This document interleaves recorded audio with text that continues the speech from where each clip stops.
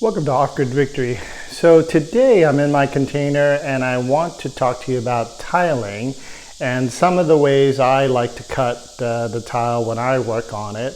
A friend of mine was asking me, wow, how do you cut like curvatures like that or holes like that into your tile and make it look nice? And so I want to go through that in particular and show you kind of what tools I use to do that. So first of all, just tiling in general, I like using these spacers. They're really inexpensive for what you get, and they give you a nice grout line. The other little trick in terms of the spacers, you can use, this is a Lowe's paint stick, but they're exactly the same width as your spacers. These are 1/4 inch. You see that fits right in there. So you can use that also. Let's say if you run out of spacers, you can just cut these and use them as spacers, or use the whole length if you want to be, frugal about it, or just go ahead and buy these spacers, which work pretty well. And on the wall application here, just to let you guys know, I'm using pre-mixed latex mortar material on that. And on the floor, I'm using sanded grout, the traditional stuff. It's going to take more wear and tear. But at any rate, let's go on to the real video. The video is about this, and that's about cutting your tile. And so here, this particular brand that I'm using is a skill saw. I forgot where I picked it up. Obviously, it's going to be Home Depot or Lowe's. And I know I didn't pay more than $80 for this when I purchased it. Also, I know that Harbor Freight also makes this. And what makes really this particular saw work really well is that you can cut a lot of ceramic tile pretty easily. I've cut some porcelain tile in the past with it too, not as well, but it does work pretty well for overall ceramic. And you can kind of cut the curves, and that's what's important about this particular saw. And so this particular wet saw has a diamond blade in it. Here it is right here. And I've been using the same diamond blade, I think, for the last, for the last like 4 projects. And so I haven't had to replace that, but eventually, obviously, that will wear out. But as long as you keep the water in this reservoir full all the time, pretty much after every use, it will keep that diamond bit cool and the blade cool, and you won't get any sparks. Otherwise, the sparks will fly, and then of course you're going to wear out your diamond blade very quickly. So this particular cutter for normal straight edges, you can use this guide. But in terms of actually doing a curvature, like so you can make straight cuts like this. If you have a tile piece like that was chipped in the corner, I use that as just. I'm going to show you how I use this as a push stick, but you can see it makes a pretty nice clean edge all around in terms of a straight cut, and it's very even. And so I would recommend that for general use for cutting tile. And so yeah, most of the things like here, I'm going to show you, like right here, I had to cut that bottom piece off. Well, straight cut works really well. The tricky bit is when you have to make curvatures like this. Like you see, this is one piece right here, and that's all curved and cut out. There's another piece that was cut out over there, and another piece cut out over here. And of course, let me show you the hole again, and a hole right there. And so let me show you how I did that. So first of all, when working with these things, I'm not going to turn it on for you because it's just going to make too much noise for this video. Let me show you how I would start. So number one thing, wear eye protection, because you will get some water splashback and also some sparks if there's not enough water in it.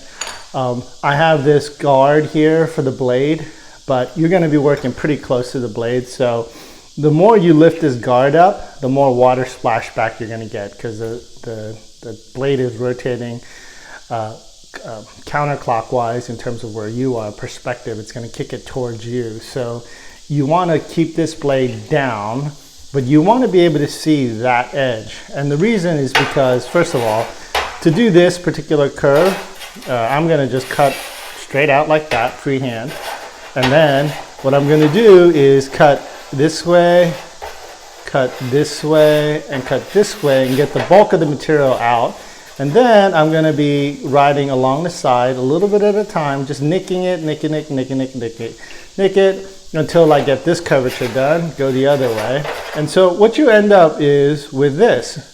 So you can see right here, let's see if I can focus in on that. You can see that it's slightly beveled.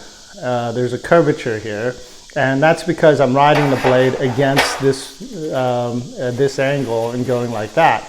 The other thing I wanted to talk to you about is especially when you cut straight, you don't want your hands that close to the blade, but unfortunately when you're working with small pieces like this, you have to. But the other thing you could do is, especially if, let's say, I want to cut a straight piece out like that, using another piece as a push stop, as a sacrificial piece, is a good idea. Two reasons. First, obviously you don't get your fingers all cut up. The next is, as the blade cuts through, it has a tendency, if you go too fast, to nick that corner out. And so you'll chip it out, and with pushing a sacrificial piece of material through like so, you minimize that in terms of tile breakage. So let's go back to the arc again. And so cutting an arc, cutting a curve on this particular skill saw is not that difficult if you go slowly and you take the excess material out first. So here's the hole that I was starting with. It's not a great example because I didn't really finish it, but I used a pencil to mark, let's say, the curvature. And this is going to be all wet and stuff, so I recommend using a pencil, obviously not a marker. And so let's say I determine that my curve has to be like so. It's not quite uniform. Well, first, I determine the hole. I cut this line, and then I'll cut this way, and then I'll cut this way, just to remove most of the material. And then afterwards, I'll go in here, and then as you can see right here, this is already touching the other side of the blade. So what I want to do is go as far as I can without touching that side of the blade onto the diamond edge. I want to remove more material that way, and then I'm going to keep going like that, like that, like that, like that, just literally an increment of less than an eighth to chip it out. And then when I get to this point, what I'll do is turn it and go this way, and obviously right here I don't have much of an angle here either. So this is a pretty tight. This would be like the tightest curve you could conceivably cut on this.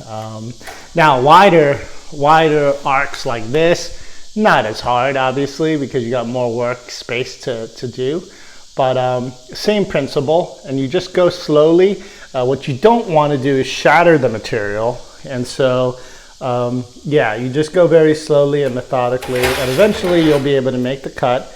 And like I said, the end product will have a bevel like this, like so, because you are using the arc of this, and so you're cutting past. So even if you made a straight cut, obviously, like this, right? That edge right there won't be 90 degrees because you got curvature right there on the blade. So at any rate, one last thing. The other thing is, if you look at the diamond bit blade itself, it only has diamond material, a quarter inch or so on this side.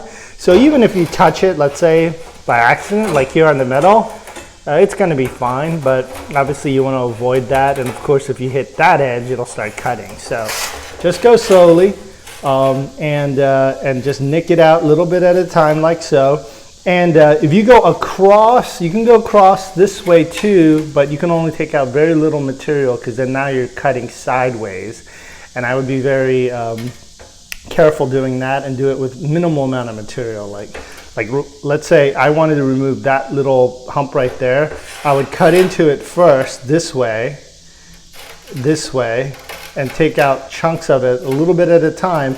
And then to finally smooth out, let's say I was at the curvature I wanted and I wanted to make this right here look a little better. What I would do is go in like that and just ride it along the side like that, and it'll take that out. Or vice versa, like let's say right here, I wanted to take this particular corner out the other way. I can either ride it this way or here on this side, ride it back out this way. But if you're doing those kind of cuts, like I said, be very careful because you don't want to warp the blade this way, put too much tension this way or too much tension this way, where it now could potentially bind up on you. So when you're doing these arcs and curves, just go very slowly. Try to make perpendicular cuts much as possible, okay? Feather these little things out.